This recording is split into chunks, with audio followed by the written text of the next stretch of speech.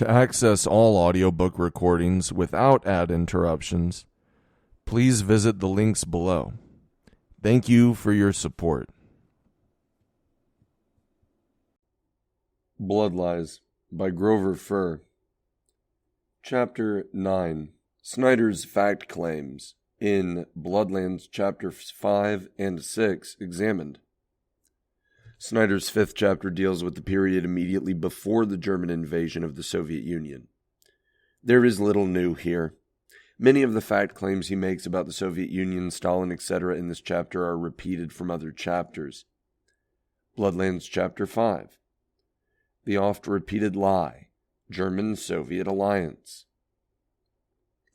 Snyder frequently repeats the falsehood that there was an alliance between the Soviet Union and Nazi Germany. Quote, in the second, during the German-Soviet alliance, 1939 to 1941, the killing was balanced. How could the Soviets make an alliance with the Nazis? What was it about the Nazi and Soviet systems that permitted mutually advantageous cooperation between 1939 and 1941, but also the most destructive war in human history between 1941 and 1945? After this ideological compromise, socialism in one country, Stalin's alliance with Hitler was a detail. End quote. Here, Snyder assumes that Leon Trotsky was correct in claiming that socialism in one country was in opposition to Lenin's ideas. He does not even allude to the well-known debate over this question. Evidently, Snyder is eager to seize upon any argument that is anti-Stalin.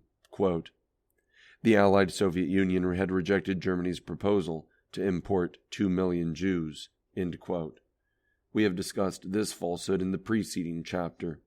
In addition, we should note that all the Western capitalist countries had mutually advantageous cooperation with Nazi Germany. What else was the Munich Accord or the trade agreements between the UK and Germany? The lie that the USSR wanted to destroy the Polish upper classes, quote, thus it was legitimate to destroy the Polish upper classes, Stalinism, end quote. Snyder cites no evidence whatsoever that the Soviets wanted to destroy the Polish upper classes because, of course, they did not. Nothing of the kind occurred. Polish settlers and the Polish imperialist officials were not destroyed. They were deported from the lands they had occupied, Western Belarusia and Western Ukraine. Snyder equates Nazi imperialism with Soviet anti-imperialism. Quote, Hitler wanted the Germans to become an imperial people. Stalin wanted the Soviets to endure the imperial stage of history, however long it lasted. The contradiction here was less of principle than of territory. End quote. If this convoluted statement means anything at all, it suggests that genocidal and imperialist Nazism and Soviet anti-imperialism are basically the same. If you want to endure the imperial stage of history that is to survive it, you are somehow similar to those who want to impose it. True nonsense. In reality, Nazi imperialism was fundamentally similar to the imperialism of Great Britain, France, Italy, Spain, Belgium, Portugal, and Japan. The difference was that Hitler wanted an empire in Europe, specifically Eastern Europe and the USSR, while the Western imperialists had imposed their imperial rule on other continents. The worldwide communist movement was the single most significant force opposing all of these imperialisms. Quote, Hitler's Garden of Eden, the pure past to be found in the near future, was Stalin's promised land, a territory mastered at great cost, about which a canonical history had already been written, Stalin's short course of 1938, end quote. If this means anything, it is that the racist and genocidal Nazi Aryan Empire in which all except ethnic Germans would be killed off or reduced to slavery was the same as the Soviet ideal of a multiracial state free of exploitation, a breathtakingly cynical statement. Snyder is also wrong on elementary facts. Stalin's short course was a history of the Bolshevik Party, not a history of the USSR. Its title is History of the Communist Party of the Soviet Union Bolsheviks, short course. Either Snyder is deliberately misleading his readers, or he has never read the book and does not know what he is talking about. Was collectivization of agriculture a form of colonialism? Quote, "The secret of collectivization, as Stalin had noted long before, was that it was an alternative to expansive colonization, which is to say a form of internal colonization," end quote. This is not only nonsense, it is yet another dishonest attempt to equate the USSR with Nazi Germany. There is no such thing as internal colonization, and where did Stalin note that collectivization was an alternative to colonization? Snyder does not even attempt to document this claim, which is no more than name-calling. Basically, Snyder assumes, without evidence, that the purpose and function of collectivization was exploitation. This is false, as Tauger has argued. Quote, "Collectivization had brought starvation to Soviet Ukraine, first as an intended result of inefficiencies and unrealistic grain targets, then as an intended consequence of the vengeful extractions of late 1932 and early 1933, end quote. Snyder is relating two distinct falsehoods here. First, collectivization did not cause the famine. Snyder does not even attempt to prove that it did. He simply asserts it. In reality, as we have seen, collectivization put an end to the age-old cycle of famines caused by Russia's and Ukraine's extreme vulnerability to natural disasters and the primitive, actually medieval methods of traditional Russian and Ukrainian peasant agriculture. Second, there was no intended famine or vengeful extraction. We have examined this question in Chapter 1.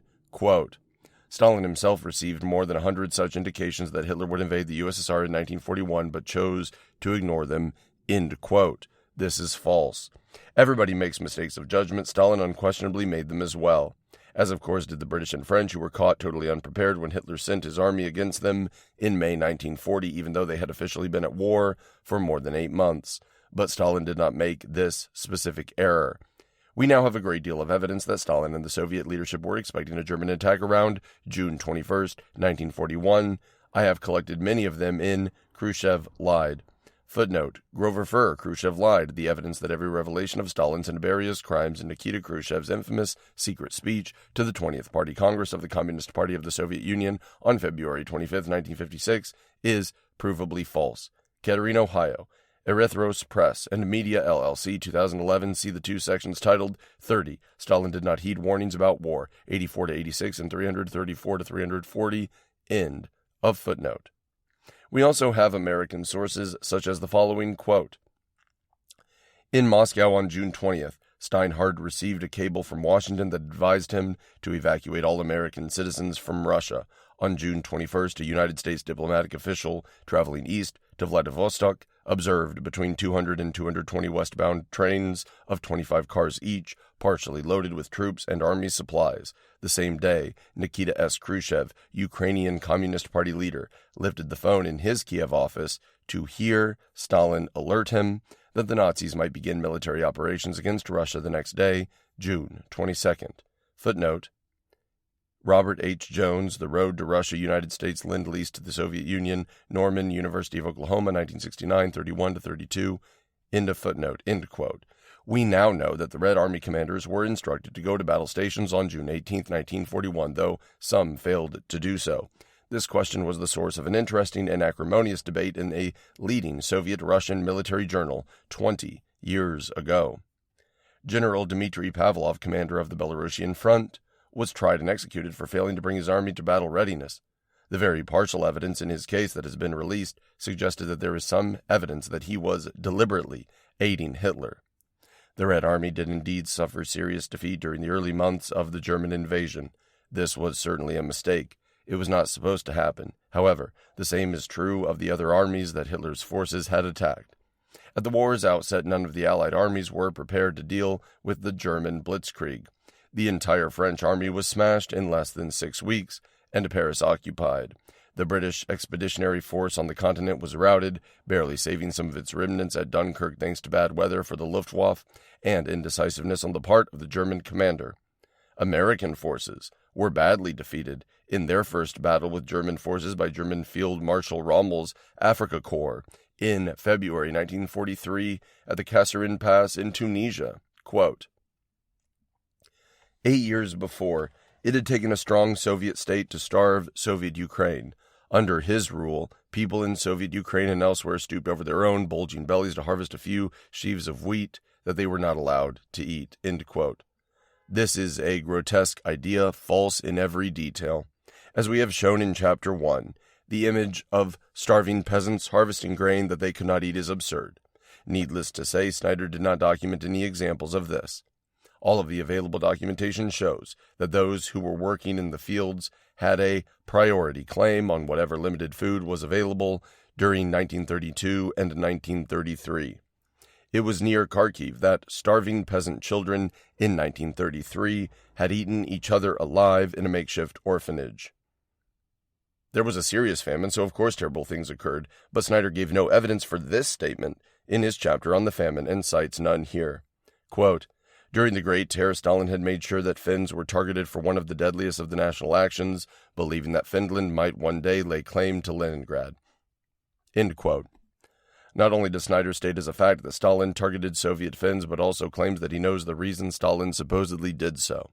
Yet, he gives not a single citation to any evidence or any document of any kind to substantiate his claims. There is no evidence that Stalin even knew at the time about Azov's murder of thousands of ethnic Finns. During interrogations in 1939, Azov admitted that he deceived the Soviet government concerning these national actions. Quote, "The government understandably had no conception of our conspiratorial plans, and in the present case proceeded solely on the basis of the necessity to prolong the operation without going into the essence of how it was carried out. In this sense, of course, we were deceiving the government in the most blatant manner." End quote. Was Stalin's no-retreat order similar to Nazi-type racism? Quote, "By treating Soviet soldiers horribly, Hitler, wished to ensure that German soldiers would fear the same from the Soviets, so fight desperately to prevent themselves from falling into the hands of the enemy. It seems that he could not bear the idea of soldiers of the master race surrendering to the subhumans of the Red Army. Stalin took much the same view, that Red Army soldiers should not allow themselves to be taken alive. He could not counsel the possibility that Soviet soldiers would retreat and surrender. They were supposed to advance and kill and die. This tyranny of the offensive in Soviet planning caused Soviet soldiers to be captured. Soviet commanders were fearful of ordering withdrawals, lest they be personally blamed, purged, and executed. Thus, their soldiers held positions for too long, and were encircled and taken prisoner. The policies of Hitler and Stalin conspired to turn Soviet soldiers into prisoners of war, and then prisoners of war into non-people." End quote. This is false, yet another attempt by Snyder to yoke the Soviet Union with Nazi Germany. Specifically, Snyder is trying to blame Stalin for Hitler's mass murder of Soviet POWs. In one of his published articles, Snyder writes, quote, "Germans took so many Soviet prisoners of war in part because Stalin orders his generals not to retreat." End quote. Stalin's no-retreat order and those of the Allies in 1918 compared. There are more similarities between the policies of Hitler and Great Britain than between those of Hitler and the USSR. Stalin's orders not to retreat recalled that given by Field Marshal Sir Douglas Haig, Commander-in-Chief of the British Army, on April 11, 1918, which reads in part, quote, "There is no other course open to us but to fight it out. Every position must be held to the last man. There must be no retreat. With our backs to the wall and believing in the justice of our cause, each one of us must fight on to the end." End quote. At the same time, Sir Arthur Currie, commander of the Canadian Corps, issued a similar order, quote, "I place my trust in the Canadian Corps, knowing that where Canadians are engaged, there can be no giving way. Under the orders of your devoted officers in the coming battle, you will advance or fall where you stand, facing the enemy." End quote. Stalin's orders were the same as these of the Allied commanders in 1918. No retreat, fight till death. Both Haig and Currie ordered, fight on to the end, fall where you stand, no retreat. But there is a big difference between Stalin's orders and those of Haig and Currie. British and Canadian troops were being told to fight to the end without retreat, simply to hold a given position at a given time. The British and Canadians were fighting on the soil of France. Their homes and families were not at all threatened in the case of a German victory. Even French homes and families were not threatened, any more than were German homes and families when the Allies won the war. But for Red Army soldiers, the situation was far different. They really were fighting for their homes and families. The Germans were bent on mass extermination. Hitler had already murdered millions of Soviet civilians. Even Snyder admits that Hitler planned to murder tens of millions more Soviet people if Germany were victorious. Snyder fails to make this distinction or to even inform his readers about the World War I precedents for Stalin's order.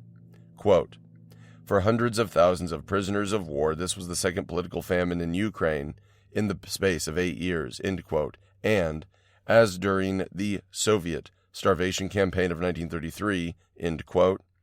Snyder is just repeating his falsehoods. As we demonstrated in our examination of Chapter 1, there was no political famine in Ukraine or Soviet starvation campaign of 1933.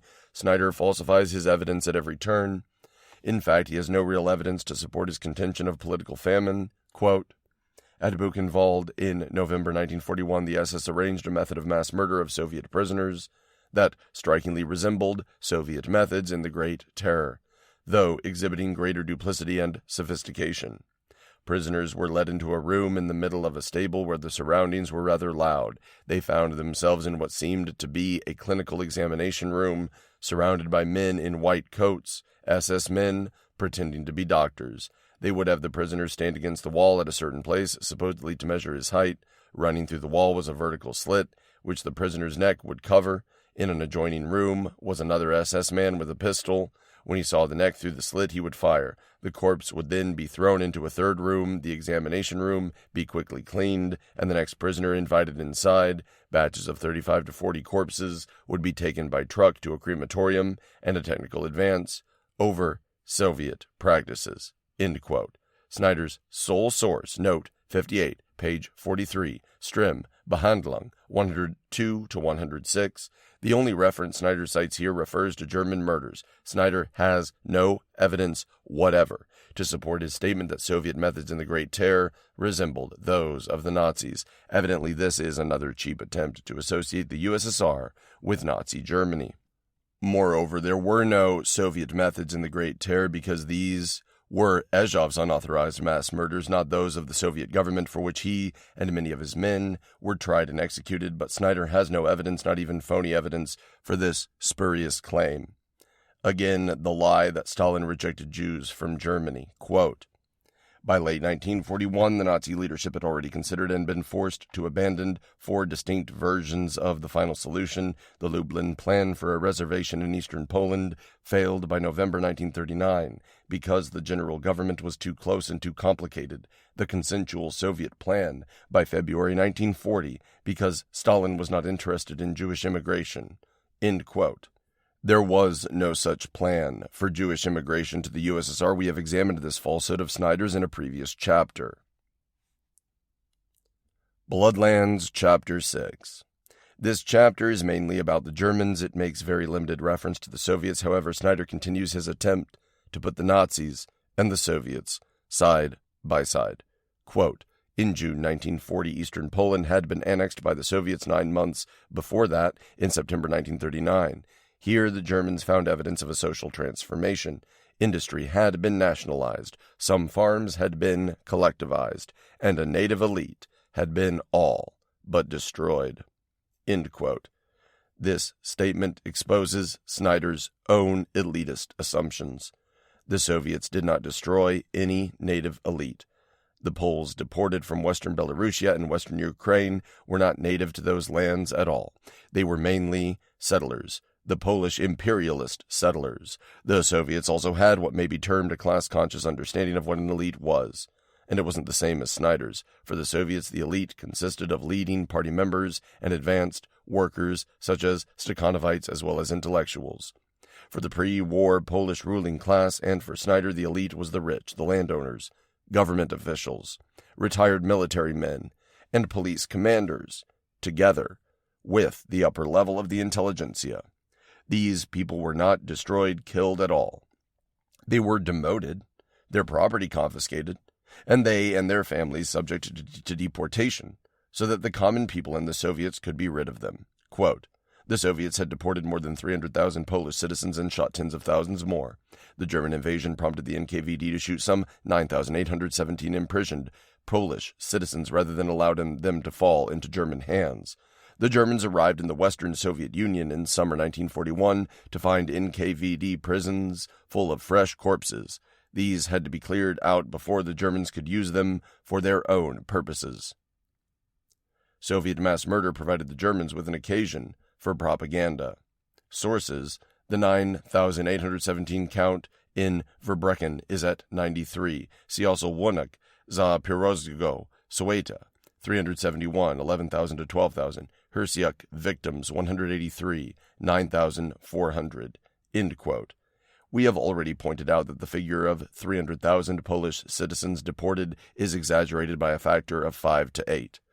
Böhler, Verbrechen is not a work of scholarship but a catalogue of an exhibition about German army crimes in Poland in September-October 1939. Böhler himself is a specialist on the German war and German crimes in Poland. He has not researched Soviet history. Hersiuk victims does state that 9,400 persons, not Polish citizens, were killed by the Soviets in western Ukraine. Of the 20,094 prisoners in custody on the 10th of June 1941, more than 8,700 were murdered. In western Belarusia, of the 6,375 prisoners in custody as of June 10th, 1941, over 700 were murdered, mainly those in prison in Globoki. However, Hersiuk provides no evidence for these figures. Nazi propaganda claimed that the Soviet NKVD shot many prisoners in Lvov and elsewhere before retreating from the city. Other sources claim that Ukrainian nationalists killed many communists and Jews when the German army occupied Lvov. There is a controversy about just what happened, with little agreement.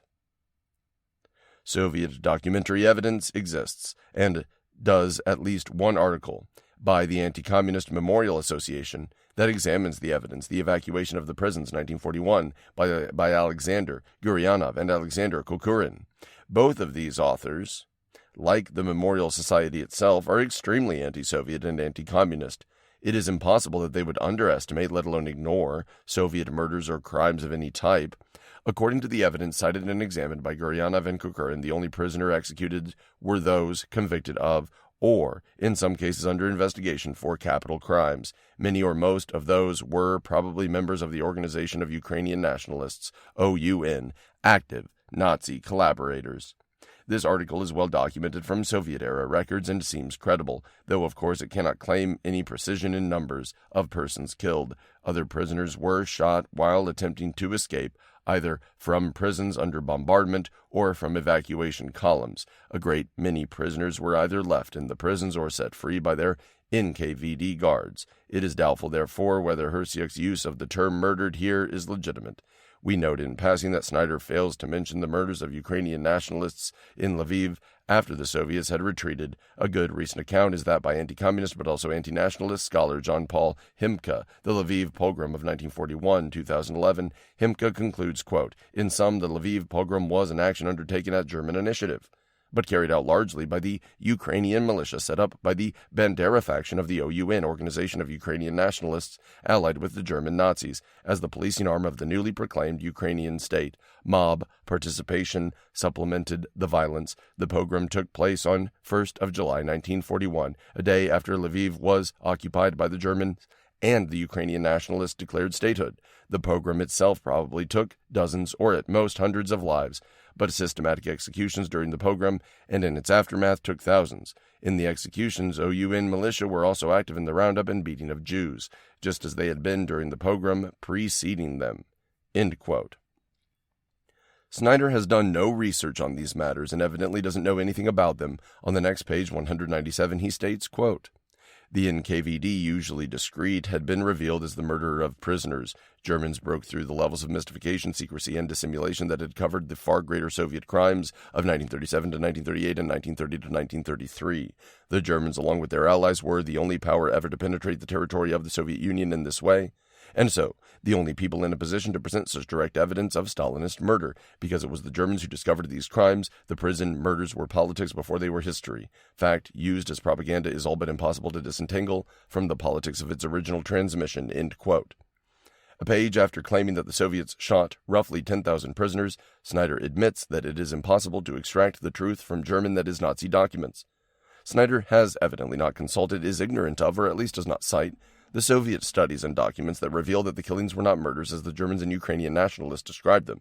And of course, such logic applies to the Katyn massacres, which were politics before they were history. Quote, "The act of killing Jews as revenge for NKVD executions confirmed the Nazi understanding of the Soviet Union as a Jewish state. Yet this psychic Nazification would have been much more difficult without the palpable evidence of Soviet atrocities. The pogroms took place where the Soviets had recently arrived and where Soviet power was recently installed, where for the previous months Soviet organs of coercion had organized arrests, executions, and deportations. They were a joint production, a Nazi edition of a Soviet text." End quote. Here, Snyder tries to make the Soviets share the blame for Nazi murders and pogroms. In reality, Poles and Ukrainians had carried out anti-Semitic pogroms long before the Soviets came along.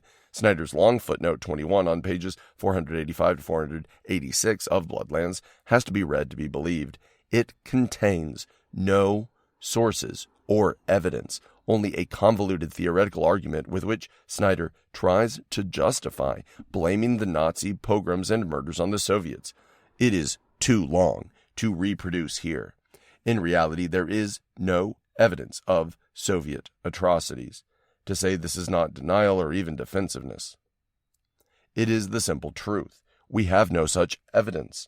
The evidence cited by the Memorial Society authors above is of executions of prisoners convicted or under investigation for capital crimes and shootings of prisoners, while the NKVD guards suppressed prison escapes and uprisings or escapes from evacuation convoys. These are not atrocities, but acts under conditions of martial law when normal judicial procedures do not apply. Quote, "Soviet atrocities would help German SS men, policemen, and soldiers justify to themselves the policies to which they were soon summoned, the murder of Jewish women and children. Yet the prison shootings, significant as they were to the local people who suffered Soviet criminality, were for Nazi leaders rather catalyst than cause." End quote. It would be interesting if Snyder had cited some accounts from memoirs or indeed from any primary source of German SS men, policemen, and soldiers who actually justified themselves the mass murder of Jewish women and children with reference to Soviet atrocities. Historical knowledge, honesty, should prevent him from making such a statement unless he had evidence to support it. Of course, such self-justification would still be Nazi thinking, not sober historical analysis, but this is what Snyder is doing here, engaging in such Nazi thinking, and he is only the one doing it. Once again, Snyder is trying to connect Nazi atrocities to the Soviets without a fig leaf of evidence. There was a group whose activities at this time could be validly connected to Nazi atrocities because they were engaged not only in aiding the Nazis and committing mass murders, but were carrying out mass murders of their own. That group is the Organization of Ukrainian Nationalists. But the OUN is praised as freedom fighters and heroes in today's Ukraine. It was also the OUN that invented the Holodomor fabrication. Bloodlands is popular among today's Ukrainian nationalists. Snyder has been honored repeatedly by Ukrainian nationalist groups in Ukraine and elsewhere. It is no wonder then that Snyder has virtually nothing to say about their atrocities. Instead, he fabricates Soviet crimes that did not happen. Quote, "The Reichskommissar of the Ukraine, Erich Koch, was a man known for his brutality. Hitler's advisors called Koch a second Stalin, and they meant it as a compliment." End quote.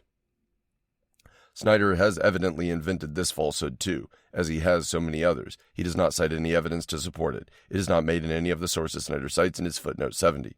I have tracked it down in a biography of Erich Koch. As Brown Tsar of the Ukraine, he is said to have boasted of himself as a second Stalin. It is not at all a reference to Koch's brutality, something Hitler's advisors would not object to in any case, nor was it a compliment. Rather, it was Koch's own arrogant posturing. The Ukraine was once ruled by the Tsar, then by Stalin, and now by the Brown Tsar and second Stalin. It means only that Koch saw himself as the successor of the other two. Chapter 10. The Katyn Massacre. What really happened?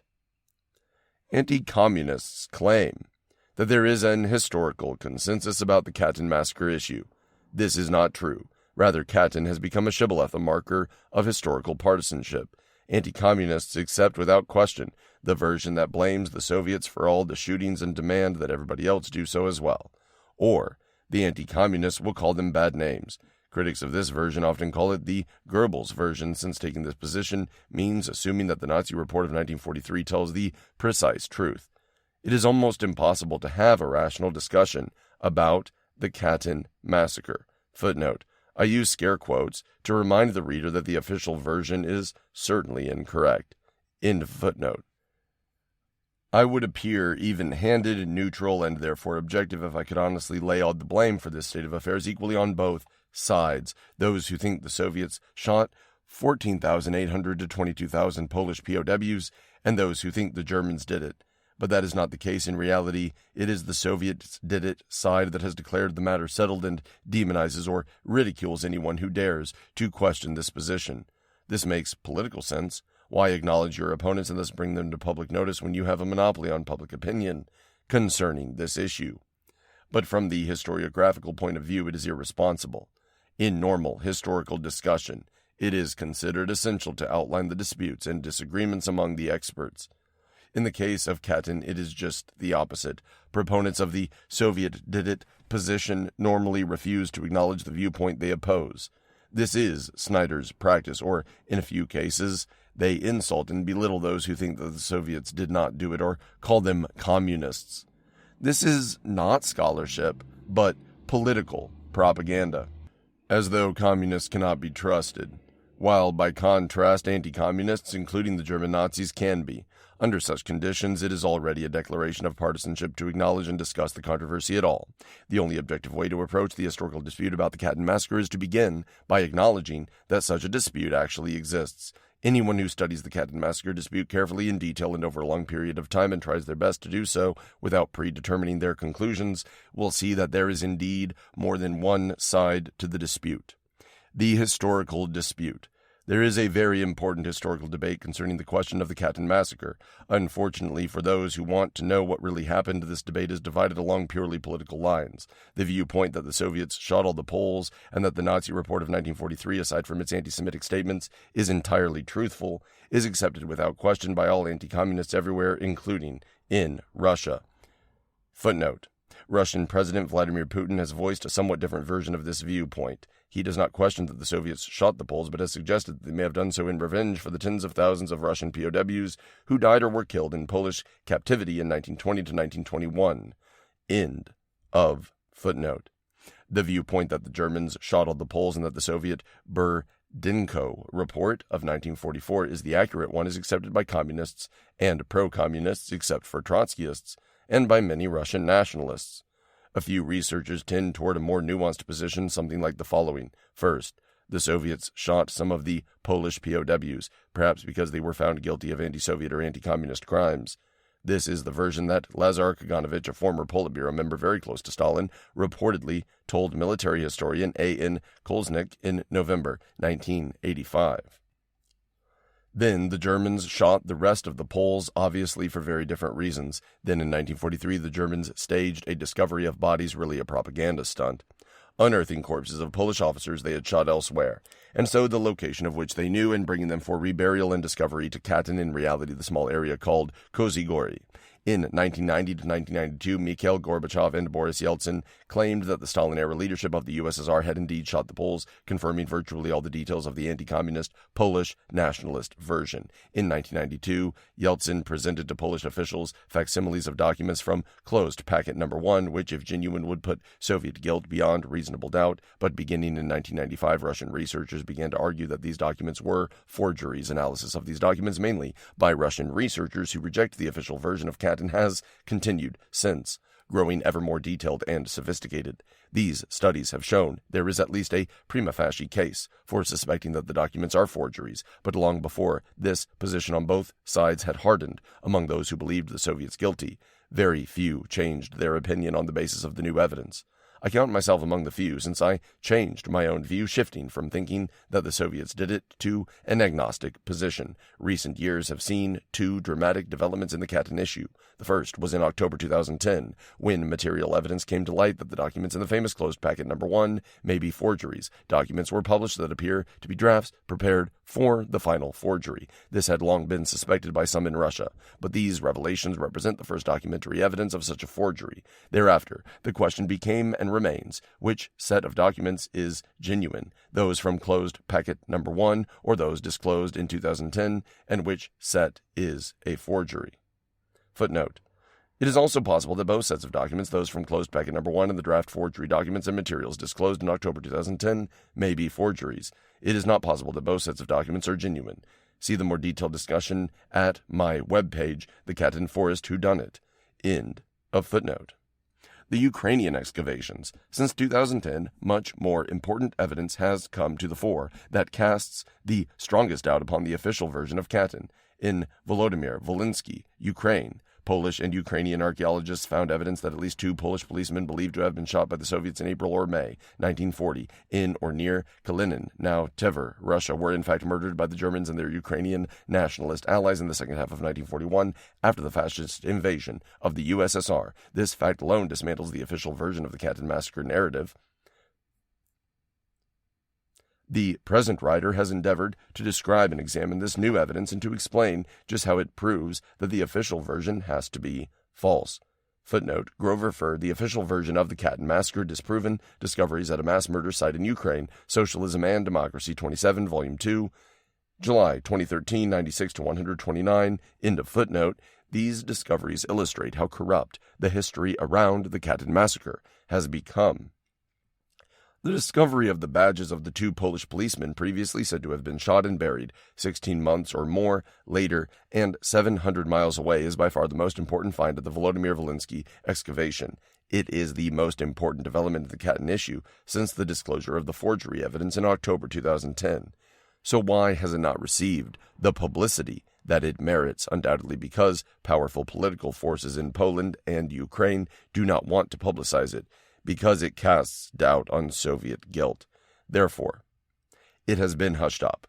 The Polish archaeological report mentions only one of the Polish policemen's badges. Even that is buried in a footnote with only the most cryptic reference to Katyn, literally a coded reference, understandably only to those who are extremely familiar with the Katyn issue. But at least the Polish report draws the obvious conclusion that the victims in this mass grave were shot by Germans and their Ukrainian nationalist collaborators in 1941. The Ukrainian archaeological report does not mention the discovery of the Polish policemen's badges at all. Moreover, one of the Ukrainian archaeologists explicitly said that this site could cast doubt on other shootings of Polish prisoners by Soviets, that is, on the official version of the Katyn massacre.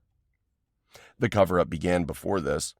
The October 2010 revelations of the draft forgery documents were presented on the floor of the Russian Duma by Duma Deputy Viktor Ilyukin. This dramatic story was virtually blacked out by the mainstream Russian media. I was able to only find one article about it, and this was a snide dismissal. The mass media outside Russia has completely ignored the 2010 discovery of the draft forgery documents, while the mass media outside Poland, Ukraine, has ignored the Volodymyr Volynski discoveries. I have been unable to find any articles about either of these discoveries in Western European or American mass media. The left-wing and internet media did cover it, a fact that makes the absence of coverage in the mainstream news media all the more noteworthy. Judging from early media reports on this excavation, it appears that they believed the victims had been shot by the Soviet NKVD. It is safe to assume that Poland and Ukraine would never have proceeded with the excavation of the massed graves at Volodymyr Volynski if either had thought for a moment that the results would cast doubt upon the Katyn massacre. There is good evidence that OU and Ukrainian nationalist forces participated in the mass murders of the victims at Volodymyr Volynski. The OUN is honored in western Ukraine. Volodymyr Volynski even has a street named after OUN leader and Nazi collaborator Stefan Bandera, whose men participated in the mass murders there. Footnote. It is marked as Route P15 on the Google Maps map, but shown clearly on Ukrainian maps, such as the map at openstreetmap.org. End of footnote. Soviet guilt in the Katyn massacre is literally constitutive of post-1990 Polish nationalism. Poland has transformed Katyn into an anti-communist and anti-Russian orgy of veneration for its victims.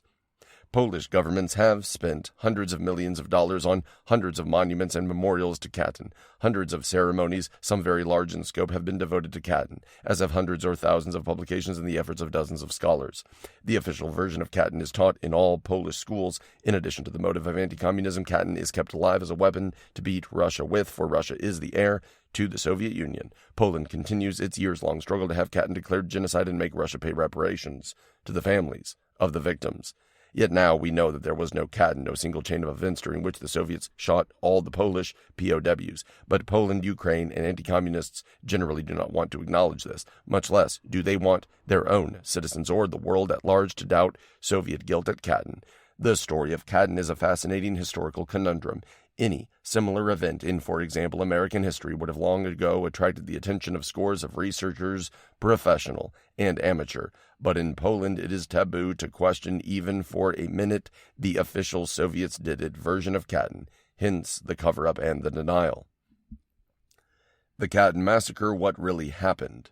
We don't know what really happened, at least not in any detail. There are a number of reasons for this. First, according to one of the documents from closed packet number 1, the Shilipin letter, dated March 3, 1959, thousands of relevant documents have been destroyed. Whether the Shilipin letter is genuine or a forgery, those documents were certainly destroyed. The only question would be by whom and when. Second, a great many Soviet-era documents concerning controversial historical matters are still classified in Russia today, inaccessible even to trusted historians. Russian scholar Sergei Stragin claims to have learned of many such documents that disprove the official version of Katyn. He enumerates some of them in his now famous voluntary confession of December 6, 2012.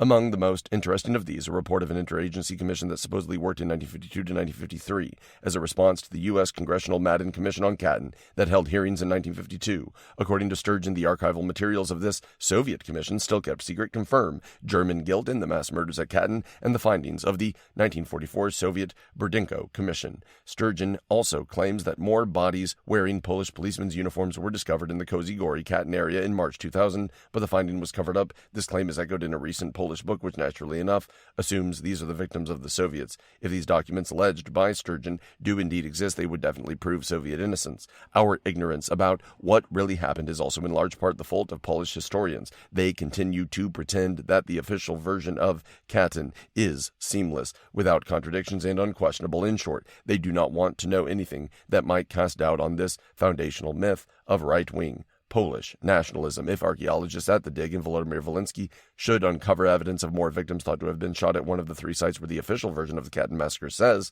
they were shot, we will surely never learn about it. There is no reason to think that the only 2 of the Polish POWs are in these mass graves, just because, at least as far as we know, only 2 badges have been found. Parts of Polish policemen's uniforms and other Polish military relics, along with many other Polish artifacts, have been found there. For all we know, there could be hundreds of Katyn victims buried in these same mass graves, shot by German troops and their Ukrainian nationalist allies, collaborators in late 1941. A thorough evacuation of the hundreds or thousands of mass graves in the former Soviet Union would surely turn up more evidence of Polish POWs. Although the Volodymyr Volynski discoveries definitively refute the official Polish version of Katyn, they do not tell us what really happened. The hypothesis that most closely fits the evidence we have today is that the Germans and or their Ukrainian nationalist allies shot most of the Polish POWs. It is likely that the Soviets shot some Poles too. Even those Russian researchers who have long argued that the official version of the Katyn massacre is false, this is likely that some of them were executed by the Soviets for some crimes or other. But all the evidence we now have suggests that the Germans and Ukrainian nationalists, not the Soviets, shot the Polish officers whose corpses the Germans exhumed at Katyn in April to June 1943. Therefore, there was no Katyn massacre in the sense of the event known to history by that name. The Polish POWs, officers and others, were killed, but probably in different places where their bodies had never been recovered, as the Volodymyr Volynski site was unexcavated until a few years ago. It is possible that we will never learn any more. Neither Poland nor Ukraine, nor at this time Russia, wants to find any evidence that casts doubt upon the official version of Katyn. Meanwhile, where are the 14,800 plus or 22,000 or whatever the number of missing Polish POWs? Those executed by the Soviets may well be buried at Meadow or Kalinin Tever and or Pietkatki, near Kharkiv, as the official version claims. But all are under the earth somewhere in the western part of the former Soviet Union, Russia, Ukraine, Belarus. They are among the millions of victims of fascist aggression. Footnote. I prefer the term fascist rather than German invasion advisedly, for it was not Germany alone that invaded the USSR on or shortly after June 22, 1941. The armies of Italy, Romania, Hungary, and Finland did as well. Among the fascist forces were units from almost every European country. Ukrainian nationalist forces were involved in the Volodymyr Volynski murders. It is more accurate to say Europe invaded the Soviet Union in June 1941. End of footnote. Both soldiers and civilians who were slaughtered and whose bodies were never recovered. Indeed, the 22,000 Polish POWs are a very small percentage of all the missing victims of the war in the Soviet Union. The Katyn shell casings. The Polish officers whose bodies were unearthed at Kozy Gory near Katyn near Smolensk, Russia by the Germans in April to June 1943, then again by the Russians in October to January 1943 to 1944, were almost certainly shot by German and or Ukrainian nationalist forces. For German shell casings were found in these mass graves. The official German report contains photographs of the shell casings. In a telling omission, these photographs are side views of these casings. There are no photographs of the head stamps or ends, where the percussion cap and identifying marks are located. Most German bullets of the era had date stamps, just as most of those found at Volodymyr Volynski did. If any of those had been stamped 1940 or earlier, the Germans would surely have photographed them, since they would have been excellent proof of Soviet guilt. The fact that they did not suggests that the head stamps contained numbers or codes indicating manufacture in 1941. This is consistent with the other circumstantial evidence now available that points strongly to German, not Soviet guilt. Snyder's account of Katyn. It is the duty of an honest historian to explain this important and polarized historical dispute to his readers. Snyder cannot possibly be unaware of it, but he fails to inform his readers about it. Once again, Snyder commits the fallacy of assuming that which is to be proven, in this case that the Soviets shot the Poles in question. In Mein Kampf, Hitler wrote that no one interested in swaying the public should ever tell the truth, only what benefits one's own cause. Those who take the position that the Soviets shot all the Poles tacitly assumes that in this one case the Nazi investigation told the pure truth except for blaming the Jews. Under any other circumstances, to accept a Nazi propaganda report as an honest piece of research would be considered a risky thing to do, but in the case of Katyn, it is the leap that the anti-communists insist that everyone make. World public opinion has followed them, but only because the arguments against it have been excluded from public consciousness. In the case of the Vinnytsia massacre, the other large-scale disinterment staged by the Nazis of what they claimed were victims of Soviet mass shootings in which they followed their Katyn script very closely, it appears that the Germans insisted upon gilding the lily by burying some of the bodies of Soviet citizens they themselves had killed, then later digging them up, putting them with buried corpses of victims of NKVD shootings during the Ezhovchina of 1937 to 1938, and blaming the Soviets for everything, but even this is not certain. Nothing about these hotly contested matters is certain. It is interesting that anti-communist Ukrainian nationalists, who once paid a great deal of attention to the Vinnytsia massacre, just as the anti-communist Poles had always done with Katyn, have not written much about it in recent years. The Holodomor has become one of the two cornerstones of right-wing Ukrainian nationalism. Vinnytsia has received much less attention. Footnote. The other cornerstone issue for today's right-wing Ukrainian nationalists is their claim that the Ukrainian insurgent army were freedom fighters and opposed both the Soviets and the Germans. In reality, the UPA was comprised of Ukrainians who worked under the Germans and took a personal oath to Adolf Hitler. There is a huge literature about the UPA. A good objective article is Piers Anders Rudling, The Honor They So Clearly Deserve, Legitimizing the Waffes SS Galizen, the Journal of Slavic Military Studies, 26-1, 2013, 114 to 137. End of footnote. Snyder is closely aligned in sympathy with contemporary anti-communist Polish nationalism. He supports the anti-communist myths of the Ukrainian nationalists when they do not clash with those of the Polish nationalists. This is not the only form of Polish nationalism. Pro-communist Poles had and still have a competing form of pro-socialist nationalism. But with the end of the USSR, the anti-communist brand of nationalism has become hegemonic in Poland. This ideology bans any overt expression of doubt about the Katyn massacre.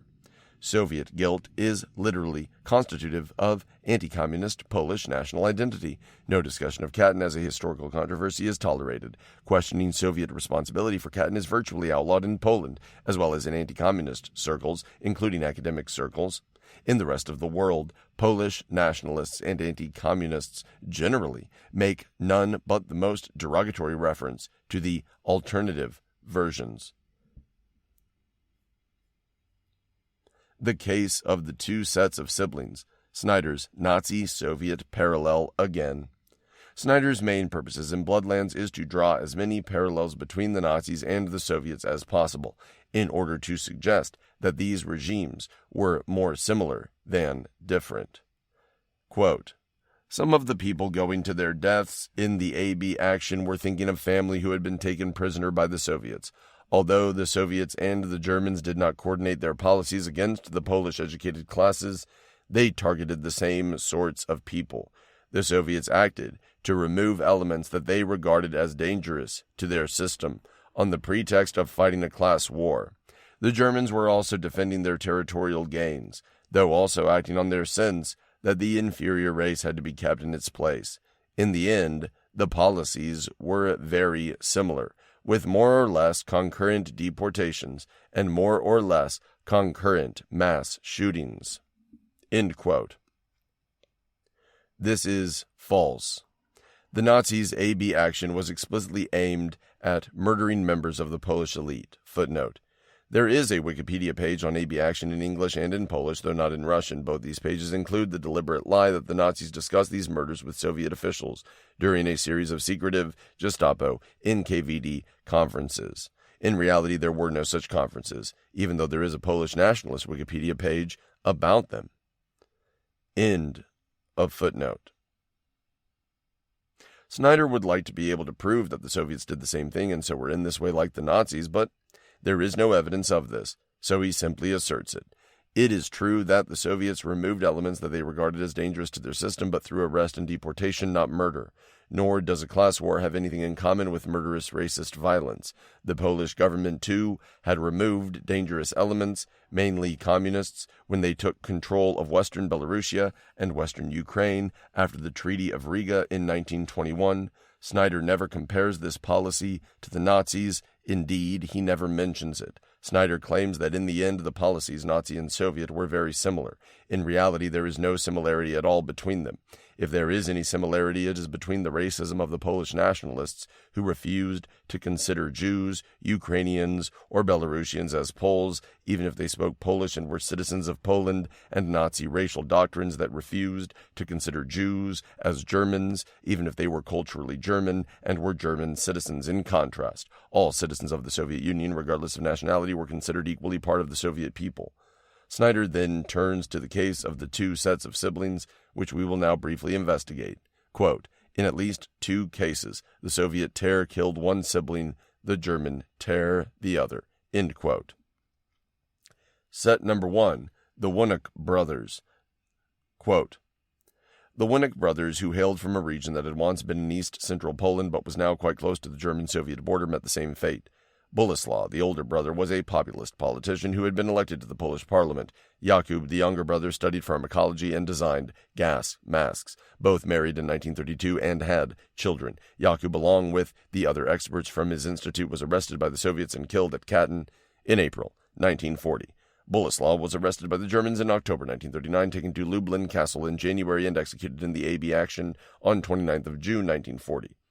He left a farewell note on a handkerchief. 'I die for the fatherland with a smile on my lips, but I die innocent.' End quote. Source, note 75, Zaglada Polish Elite, 77.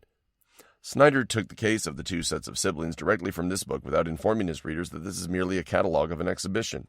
It contains a photograph of Boleslaw's farewell note, but it offers no evidence about who killed Jakub, about the Katyn massacre, or about anything. Jakub Winuk is number 4121 in the German list, page 272 in the official German report.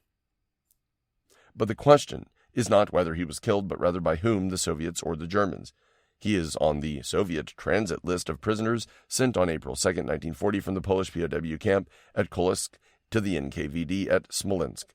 Aside from the German, that is, Nazi report of 1943, there is no evidence that he, or any other Polish POWs, were shot by the Soviets.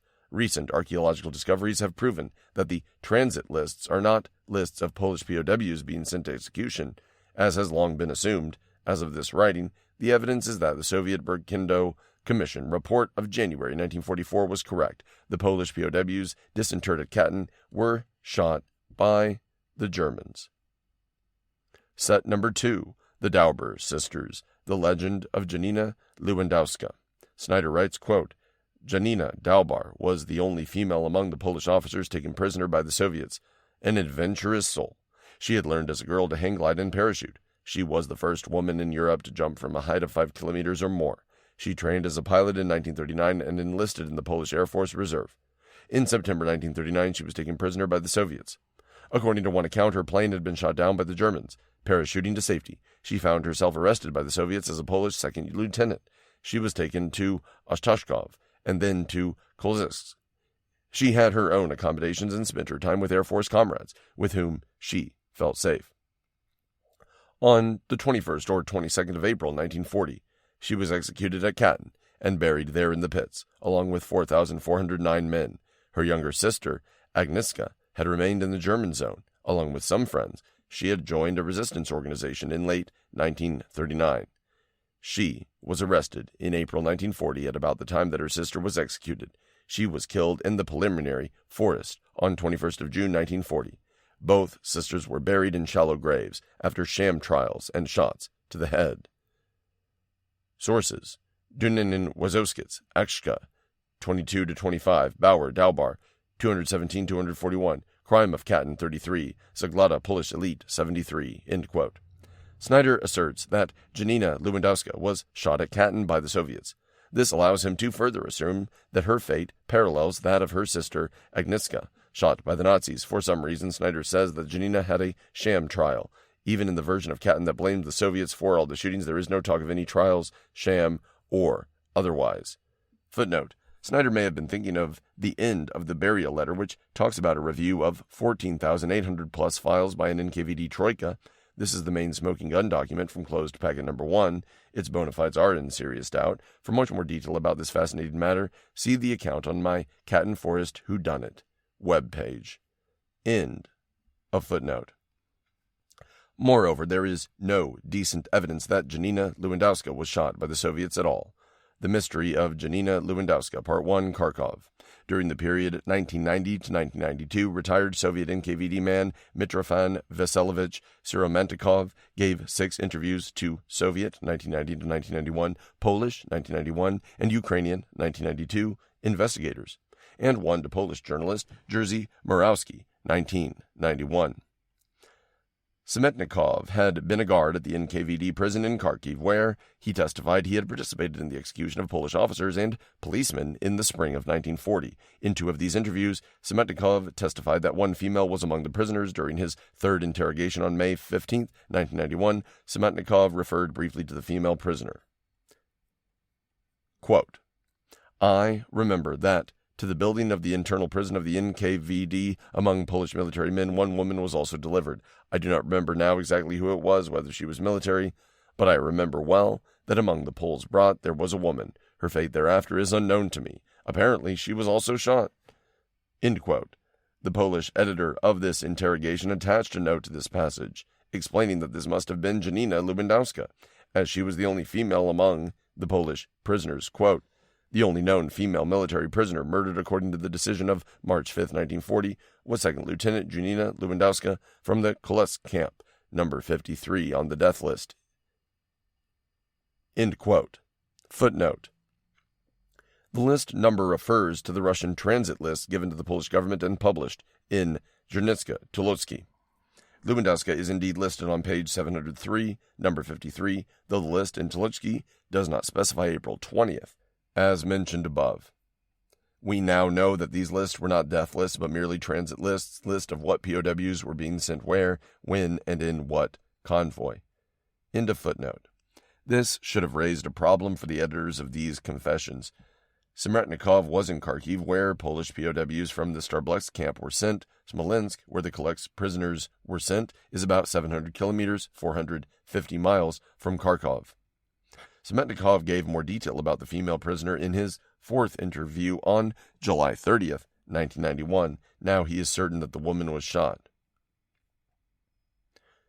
Smeratnikov: yes, among them was a woman dressed casually in a coat. They brought her with the Poles. She was also shot. Tretki: are you sure that the woman was also shot? Smeratnikov: I can say with complete certainty that she was shot dead because I myself accompanied her. Understand, I am refining my previous testimony.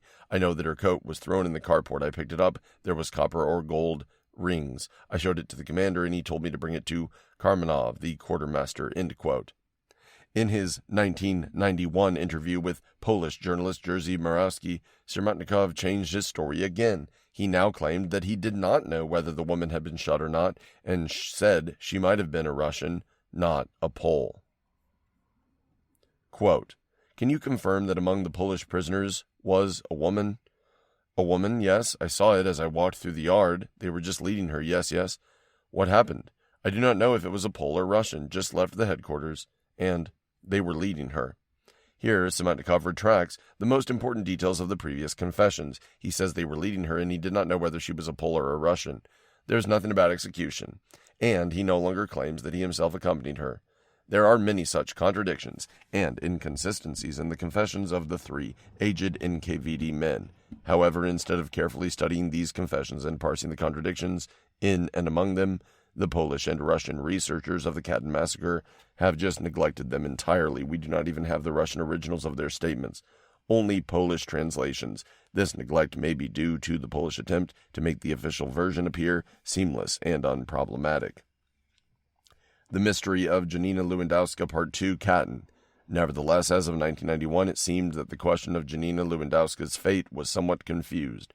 Supposedly, she had been brought to Kharkiv prison, where she was then supposedly executed, along with an undetermined number of other Polish POWs, and buried in the Piatsky forest outside Kharkiv. Sometime in the late 1990s, a new story is created that contradicts this story, while leaving the Lewandowska story as mysterious as ever. We are told that Lewandowska was buried at Katyn and her skull identified. We are told that she was shot not at Kharkiv but at Katyn in April 1940. This explanation is confidently stated in Polish sources, but a careful study reveals that there is no evidence for it at all. Snyder's source, the exhibition catalog Bootleg, that states that Lewandowska's body was exhumed by the Germans.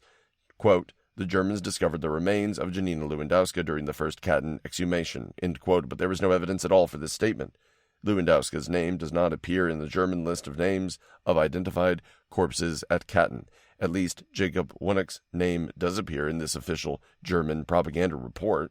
Some Polish accounts offer the explanation that the Germans were confused or embarrassed by finding the body of a single woman, so they never mentioned it, but there is no evidence for this explanation, nor is it likely. The whole purpose of the German disinterments at Katyn was to embarrass the Soviets and hopefully drive a wedge between the Soviets and the rest of the Allies. Reporting the body of a woman would not have interfered with German propaganda. Indeed, it would probably have made Soviet actions seem even more heinous. Lewandowska's presence in the Soviet camp for Polish officer POWs at Kolekh near Katyn was supposedly attested by two Polish officers, Rafael Beninsky and Wacław Mucio, who themselves survived the camp. Footnote, this account was evidently first published in Zabronia Kadyńska, prefaced by General Władysław Anders. The first edition was in 1948. I have checked the third enlarged edition, London, Grift, 1962, pages 30 to 31, end of footnote. Mucho is identified at the Grzałowski's camp, Toluchki, 528. Toluchki also mentions Mucho as a doctor at Kolekh, page 19. Rafael Beninsk is named at Kolekh by Toluchki, 77, but is not named in any of the transit lists. How he got out of Kolekh is unclear. Perhaps he was never there in the first place. Evidently, Tucholsky includes him only because he is said to have been there. These two men claimed Lewandowska had assumed a false name to hide her identity. But this is not true either. The Soviet transit list of prisoners shipped from Kolekh to Smolensk, as printed by an official Polish source, lists her by her real first and last names, but with a false name for her father, and an age 6 years younger than her real age. Either Soviet records are in error, or Lewandowska tried to conceal her father's identity and, for some reason, her own age. This is a poor means of disguising one's identity. It would only work if there were multiple people with the same first and last names, so that the only way of distinguishing among them was by age or patronymic. That was clearly not the case here. Did she give some false information in a private act of defiance? But wouldn't her military identification papers record accurately her patronymic and, at the very least, her year of birth? Lewandowska's skull was supposedly one of the 6 skulls from Katyn saved by the German medical chief, Dr. Gerhard Butz, that after his death passed into the hands of a Polish scientist, Dr. Jerzy Popolewski. Supposedly, Popolewski did not reveal the existence of these skulls until 1997, before he died. We are not told why he waited so long. Pro-Soviet Poland had come to an end in 1990. We are told that the skull, or fragments of it, were identified as Lewandowska's by computer analysis, not by DNA analysis. Footnote: these details come from a number of sources, mainly an article by Kamila Barandowska, published April 22, 2008. End of footnote. To our knowledge, there is no process that can do this. The Mystery of Janina Lewandowska, Part 3, The Falsification. Lewandowska could not have been shot at Kharkov, as Siromatnikov suggested, but buried at Katyn near Smolensk. That means that somebody or everybody is in error. There are various possible scenarios. Beninsk is said to have told Lewandowska's family that she was flying a Polish plane when she was shot down and captured by the Red Army. However, Polish-American historian Professor Anna Siliencja, a leading expert on Katyn, recently rejected this story. Quote, "Please note that the brief information on Lewandowska in the 2007 edition of the Katyn book is wrong. She was not shot down but was evacuated to eastern Poland by train and taken prisoner there. This corrected information is in the revised reprint of the book issued in 2009. See Lewandowska in index for pages." End quote. Sincilia does not state where she has learned this new information. It may come from the booklet Zadlaga Polish Elite, used by Snyder, which says more or less the same thing. However, it directly contradicts what Beninsky reportedly told to Lewandowska's family in January 1941. The only way Beninsky could have learned that Lewandowska had been shot down was from Lewandowska herself or from others at the Koletsky POW camp. If Lewandowska had not been shot down, why would she tell Beninsky that she had been? The Russian record reproduced in Tolstoy's book is good evidence that Lewandowska was indeed at Kolets and was shipped to Smolensk, near Katyn. As we have argued elsewhere, recently discovered evidence makes it next to impossible that she was shot by the Soviets. But if Smirnikov was telling the truth, then Lewandowska was shot at Kharkiv and buried outside the town at Pitikaki. In that case, the story about her being disinterred by the Germans, her skull taken by Butz, its rediscovery and identification in Poland, etc., is a fabrication. Perhaps Siromatnikov was mistaken. Then Lewandowska was not shot and buried at Kharkov. Instead, she was taken to Katyn and shot and buried there from the evidence we now have by the Germans. Perhaps Siromatnikov was telling the truth about the one female among the prisoners. But the Polish records are wrong. There were at least 2 female Polish prisoners. The one shot and buried at Kharkov was not Lewandowska. The problem is that the Soviet transit records of Polish POWs shipped from Starobelets POW camp to Kharkiv do not record any other female prisoners. We have no idea what Smirnikov was told informally. It is possible that he told the very brief story about the female prisoner in order to provide closure to the Polish story about Lewandowska and so to please his interrogators. In 1991, the skull at Katyn story had not yet appeared, but it is also possible that he told the truth as he remembered it. He said himself that he had a poor memory of those long-ago events, and he contradicted himself on some points, including this one, with the appearance in the late 1990s of the version that Lewandowska was shot by the Soviets at Katyn, disinterred by the Germans who never mentioned it, and finally identified through a skull that had ended up in the possession of a Polish scientist. Smirnikov's confession has been forgotten. None of the historians and writers on the Katyn question mentions it or the problem of falsification that it raises. Snyder does not mention it either. The significance of this is that it casts further doubt upon the confessions of the 3 NKVD men who in the early 1990s were important evidence of the Soviet guilt in the Katyn massacre. Russian researchers of the Katyn story have long doubted these confessions, this would be further evidence that they are indeed corrupted, at least partly false, probably an attempt to tell the Polish and Russian interrogators what they wanted to hear. Why spend all this space on the question of Janina Lewandowska and Katyn, which occupies few pages in Bloodlands? One reason is to show that what we have called the official version of the Katyn massacre, the Soviets did it story, is not a simple matter. The fascinating complexity of the Janina Lewandowska story highlights the fact that Snyder is uncritically repeating the official Polish nationalist version, not only of Lewandowska but of the whole Katyn question, without informing his readers that he is doing so. The Janina Lewandowska story shows that the official version, really the anti-communist and Polish nationalist version of Katyn, is very far from the seamless narrative, devoid of contradictions, that its proponents pretend it is. And it does not even help Snyder's numbers game, given that his goal is to make the Soviets into mass murderers on almost the Nazi scale.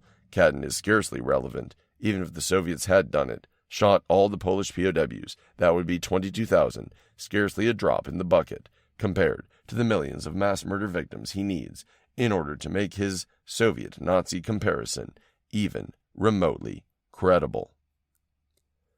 End of Chapter 10.